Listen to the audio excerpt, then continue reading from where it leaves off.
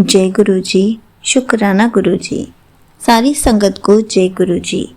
संगत जी, आपको पता है नेगेटिविटी से हमारे काम रुक जाते हैं, लेकिन पॉजिटिविटी से चमत्कार होते हैं।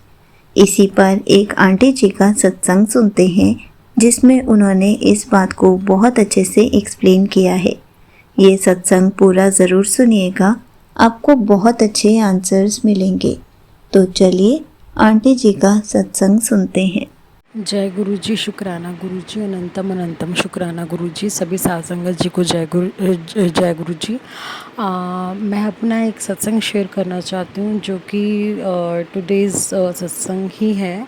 मेरे फादर जो हैं वो उनको एक मेडिकल इशू है, जो कि मतलब लाइफ लॉन्ग के लिए ही रन रहता है। तो उसके लिए उनका जहाँ से ट्रीटमेंट चलता है वहाँ पे ऑल ऑफ सडन ही कल कुछ इशू आया, जो कि उन्होंने बोला कि हम यहाँ से कंटिन्यू नहीं करेंगे, इनको नहीं कर सकते हम। तो जो फैसिलिटीज़ वहाँ से मिल रही थी, ऑल ऑफ सडन उन्होंने खड़े पैर ही मना कर दिया कि ये चीज़ नहीं हो पाएगी। एंड एकदम से मेरी मदर का कॉल आता है और उन्होंने बताया कि ऐसे ऐसे हो गया है, और वो बोल रहे हैं कि हम ऐसा नहीं कर पाएंगे। तो सभी संगत समझ सकते हैं, अगर पेरेंट्स को अगर किसी भी तरह कोई मेडिकल इशू होता है, और ऑब्वियस सी बात है वो लाइफ लॉन्ग है, जो कि चलना ही चलना है। अगर उसमें एकदम से खड़े पैर आपको कोई इशू आ जाता है, और मतलब वो ट्रीटमेंट ऐसा नहीं है कि हर जगह आप बड़े आराम से मतलब अवेल कर सकते हैं। हाँ, हर जगह मिलता है, लेकिन कुछ जो कि रिक्वायरमेंट्स होती हैं, कुछ जो फैसिलिटीज़ हम अवेल कर रहे थे वो हर जगह नहीं होती हैं। तो उसके अंदर जैसे ही मेरी मदर ने मुझे कॉल किया, तो मैं थोड़ा सा परेशान हो गई इस चीज़ को लेके। बट मेरे को मन में ये था कि Guruji will take care of it. मैं उस तरीके से, जैसे कि कोई भी बंदा ऐसी सिचुएशन में पैनिक हो जाता है, क्योंकि खड़े पैर कोई चीज़ बंद होना। बेसिकली मेरे फादर को डायलिसिस है, he is a dialysis patient. Twice a week उनको डायलिसिस होना ज़रूरी होता है, तो वो उनको मेडिकल रिक्वायरमेंट होती है संगत जी। तो एकदम से खड़े पैर आपको डायलिसिस के लिए, मतलब कि उन्होंने वहाँ पे मना कर दिया। ऑल्दो आप कहीं भी जाते हैं तो आप डायलिसिस के लिए पे करके डायलिसिस करवा सकते हैं, बट एक फैसिलिटी हम कहीं से अवेल कर रहे हैं और हम लोग लाइफ लॉन्ग के लिए वहाँ से रन होने वाली है, ऐसा सोच के आप उस फैसिलिटीज़ को ले रहे हो, तो कहीं ना कहीं कुछ ना कुछ इश्यूज़ क्रिएट हो जाते हैं। तो जैसे ही मुझे पता लगा, तो मैंने मन में ये सोचा Guruji will take care of it, काम हो जाएगा। मुझे नहीं पता, लेकिन करवा देंगे, मुझे इतना पता है। तो एक सोर्स थे हमारे जिनका भी डायलिसिस होता है, वो भी गुरुजी संगत है। उन्होंने बताया कि ऐसे ऐसे यहाँ पर हो जाएगा, आप एक बार बात करें। तो मैंने कल ही मैंने उन वहाँ पर बात करी। इवन मैंने वहाँ हॉस्पिटल में जो क्लिनिक है वहाँ पे जाके विज़िट भी किया संगत जी। और गुरुजी की कृपा से आज ही वहाँ पे जो उनका डायलिसिस वाला काम है, मेरे पेरेंट वहाँ गए, क्योंकि डॉक्टर ने बोला था कि पेशेंट का आना ज़रूरी है। सारा उनका जो हिस्ट्री ऑफ मेडिकल है वो हमें देखना ज़रूरी है कि क्या मेडिकल हिस्ट्री है, सारी चीज़ें। So doctor will see and then he will proceed for that. तो मेरे पेरेंट वहाँ गए और उन्होंने वहाँ जाके सारी चीज़ें डॉक्टर के साथ कंसल्ट करी, और गुरुजी की कृपा से उनका जो डायलिसिस है अब वो स्टार्ट हो जाएगा, मतलब यहीं से स्टार्ट हो जाएगा। तो उसके लिए मैं गुरुजी का बहुत बहुत शुक्राना करती हूँ। गुरुजी ने इतना, मतलब जो पैनिक क्रिएट हो सकता था, खड़े पैर कहीं से भी जाके एक प्रॉपर पूरा कंटिन्यू वाला डायलिसिस करवाना, जो कि काफ़ी महीनों तक आपका एक वहाँ से हो जाता है, बन जाता है, तो एकदम से बंद होना और दूसरी जगह सेम डे पे स्विच करा देना, तो ये गुरुजी ही करवा सकते हैं। और जहाँ पे हमारी फ़ाइल थी वहाँ से फ़ाइल निकलनी बहुत मुश्किल हो रही थी, बट ये भी एक बहुत बड़ा आप गुरुजी का ही ब्लेसिंग कह सकते हैं। जो हॉस्पिटल की ऑनर है जहाँ से हमारी फ़ाइल नहीं निकल रही थी, वो खुद भी गुरुजी की ही संगत है। और वो उनका हॉस्पिटल वगैरह आगे वो बढ़ा रहे हैं, सारी चीज़ें कर रहे हैं। तो हमेशा सबको ही बोलती थी ये जो भी हो रहा है गुरुजी की कृपा से हो रहा है। तो ऑल्दो वो लोग हमारी फ़ाइल देके राज़ी नहीं थे, बट गुरुजी की कृपा से ये काम गुरुजी ने ही करवा दिया। तो थैंक यू सो मच गुरुजी। आपने अपनी संगत के माइंड में डाला और उन्होंने बहुत हेल्प करी हमारी कि उन्होंने खुद ही हमें अपनी हमारी फ़ाइल दे दी। तो थैंक यू सो मच उन संगत जी को भी। And thank you so much Guru जी, जो आप अपने बच्चों की छोटी छोटी चीज़ों के लिए रक्षा करते हो। क्योंकि कई बार क्या होता है संगत जी, हम किसी भी संगत के जब हम सत्संग सुनते हैं, सम टाइम हमें लगता है कि छोटी सी बात बता रहे हैं, छोटी सी चीज़ है, लेकिन कई बार ना वो छोटी सी चीज़ उस पर्सन के लिए बहुत बड़ी होती है। अब कई बार कुछ सत्संग जो छोटी छोटी संगत हैं आज की डेट में इसी प्लेटफॉर्म पर, एक संगत जी हैं, छोटी सी संगत है, वो पंजाब की संगत हैं। She try to speak in Hindi and वो अपनी फटाफट अपने सारे सत्संग सुना रही होती हैं। तो बड़ा प्यारा लगता है उनकी आवाज़ में सत्संग मुझे सुनना। बहुत इनोसेंसी होती है उनकी वॉइस में, क्योंकि प्यारी सी बच्ची हैं, प्यारी सी छोटी सी संगत हैं, और वो जब अपने सत्संग शेयर करती हैं ऐसा लगता है कि वो छोटी हैं, हम एज में बड़े हैं, लेकिन अगर हम बात करें सत्संग, जो गुरु जी का एक हम शब्द यूज़ करते हैं संगत, सॉरी, हम जो संगत यूज़ करते हैं ऐसा लगता है हमारे से बहुत आगे निकले हुए हैं वो। तो मुझे बहुत अच्छा लगता है ऐसी प्यारी प्यारी संगत के सत्संग सुनना। एक आंटी जी हैं जो कि इसी चैनल पे फ्रीक्वेंटली अपने सत्संग शेयर करते हैं, like she is a choreographer, और वो भी फ्रीक्वेंटली अपने सत्संग शेयर करती हैं। बहुत अच्छा लगता है उनके सत्संग सुन के। एक आंटी जी जो कि बाहर रहती हैं, कनाडा यूएस में कहीं रहते हैं आंटी जी, वो भी अपने सत्संग शेयर करते हैं। तो बहुत प्यारा लगता है उनके सत्संग सुनना। और एक चीज़ और मैं बताना चाहूँगी संगत जी, एक सत्संग आप बोल सकते हैं कि मेरे माइंड में बहुत टाइम से आ रहा था कि जब भी हम मतलब सत्संग सुनते हैं, अब जैसे ये आंटी जी हैं, इनकी आंटी जी के चैनल पे आप कोई भी सत्संग देखोगे ना आप, तो इनके जो थंबनेल होते हैं वो कभी भी आपको नेगेटिविटी नहीं प्रोवाइड करेंगे। क्योंकि सत्संग का मतलब ये है कि सत्संग सत का संग, कि जहाँ हम जिसके साथ बैठे, जिसको हम सुने, जिसके बारे में सुने, या जिसके साथ हम बैठ के दो बातें शेयर करें, वहाँ से हमें कुछ पॉजिटिविटी आए, राइट। तो आजकल अगर आप देखोगे ना, कुछ लोग ऐसे हैं जो कि मे बी गुरुजी संगत हैं या नहीं भी हैं, लेकिन उनको लगता है कि गुरुजी संगत हैं क्योंकि हम सत्संग डालेंगे या शेयर करेंगे यूट्यूब पे तो वो चीज़ फॉलो होगी। तो डेफिनेटली आई थिंक वो अर्निंग पर्पस के बिहाफ पे या किसी भी पर्पस के उस पर वो ऐसे थंबनेल उस पर डाल देते हैं कि कुछ संगत जो बेचारे नए जुड़े होते हैं या जो पुराने भी होते हैं या कभी परेशानी में होते हैं, तो वो ना चाहते हुए भी उसको देखने लग जाते हैं कि फटाफट देख तेरे साथ ये होगा, या इसको देख इसमें तेरा जवाब छुपा हुआ है, या इसको कर आज तूने ये करना है, तूने वो करना है। और भी कई ऐसे ऐसे वर्डिंग जिसको कई बार देख के मन कई बार घबरा भी जाता है कि यार अगर हम नहीं सुनेंगे तो ऐसा हो जाएगा। या और अगर आप कभी भी नोटिस करेंगे ना, इस तरीके के सत्संग एक तो बहुत बड़े बड़े होते हैं और वहाँ पे थंबनेल कुछ और होता है, अंदर कुछ और ही आपको मैसेज मिलता है। तो ऐसे सत्संग को मैं ये नहीं कहूँगी कि सत्संग को हम अवॉइड करें।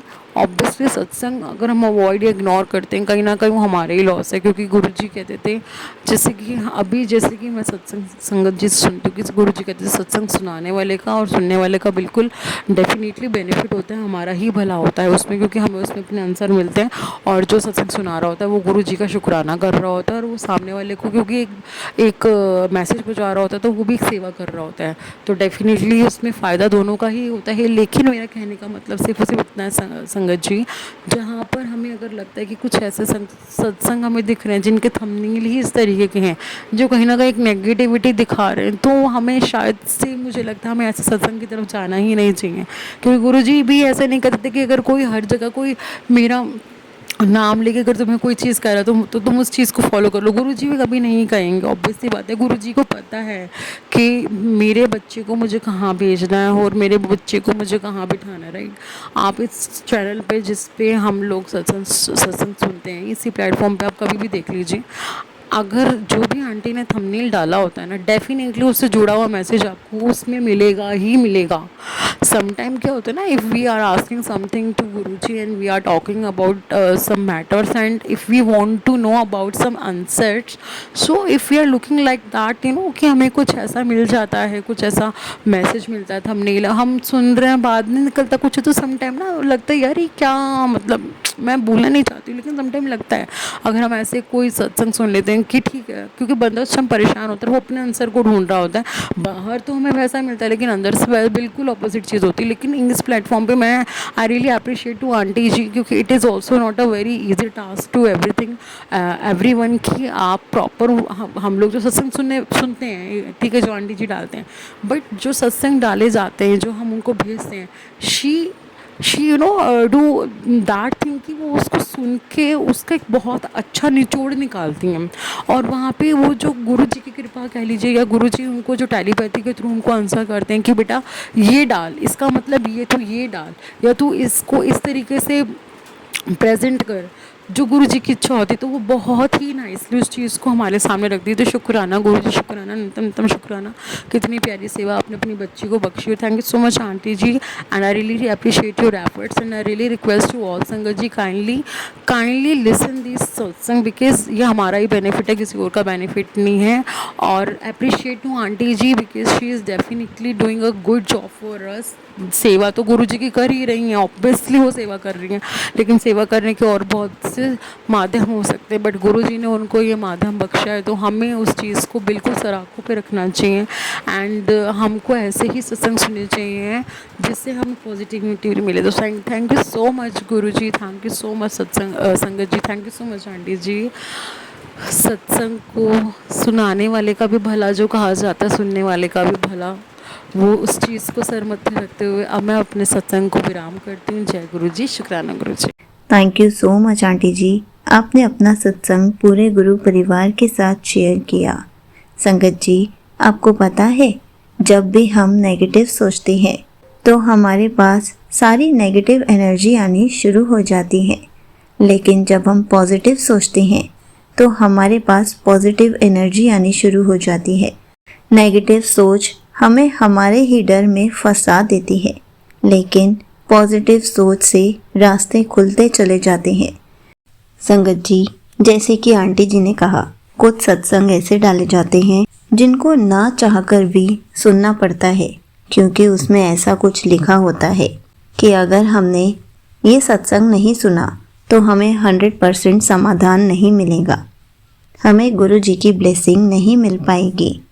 कभी कभी तो ऐसे सत्संग डाले जाते हैं कि ये सत्संग सुनने से 100% तेरा काम बन जाएगा, तेरी 7 पुश्तें भी याद रखेंगी। अगर ये सत्संग सुनेगी तो तेरा बड़े से बड़ा दुख दूर हो जाएगा, 100% गारंटी है।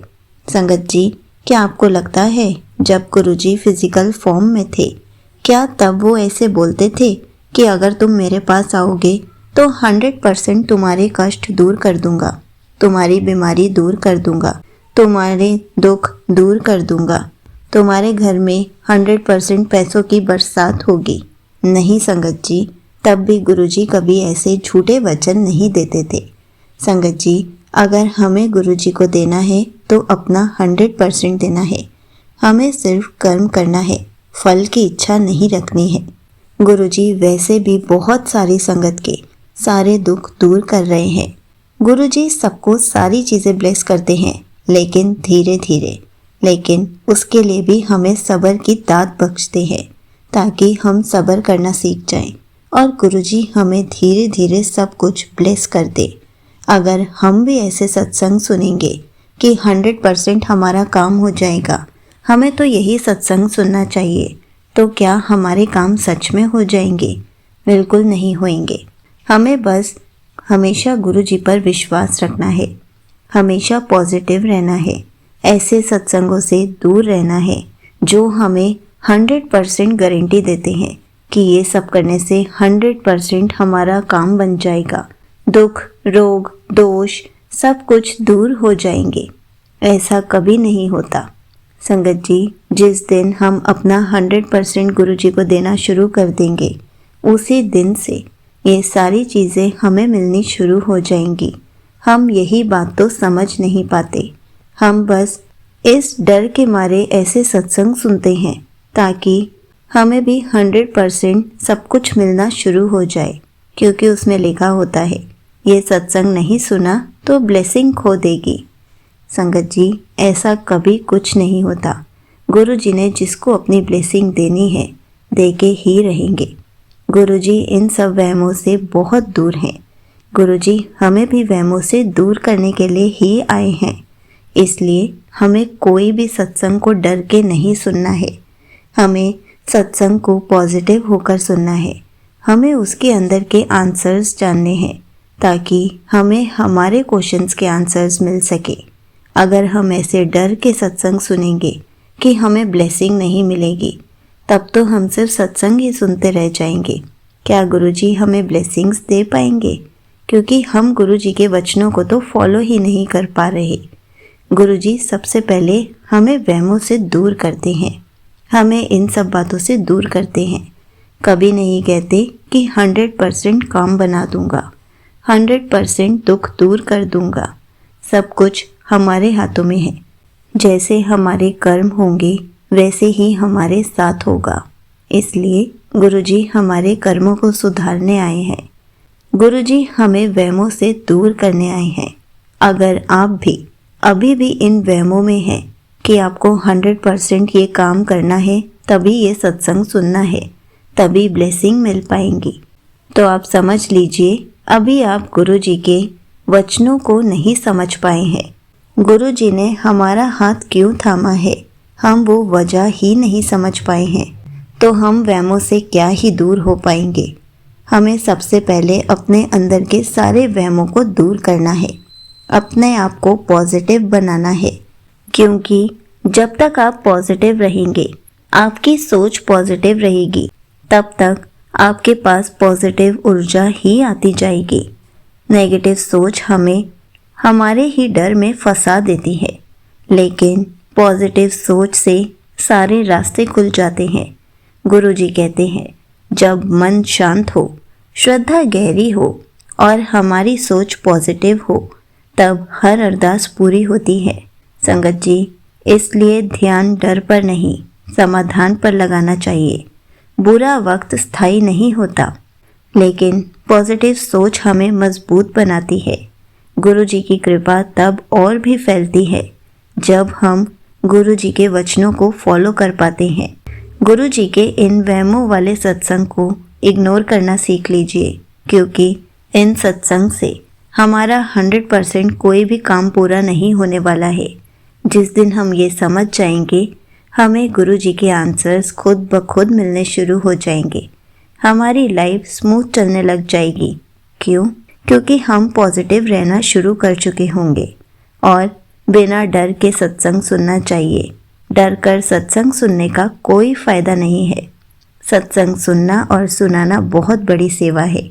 कुछ भी काम डर कर नहीं करना चाहिए। जय गुरु जी। शुक्राना गुरु जी।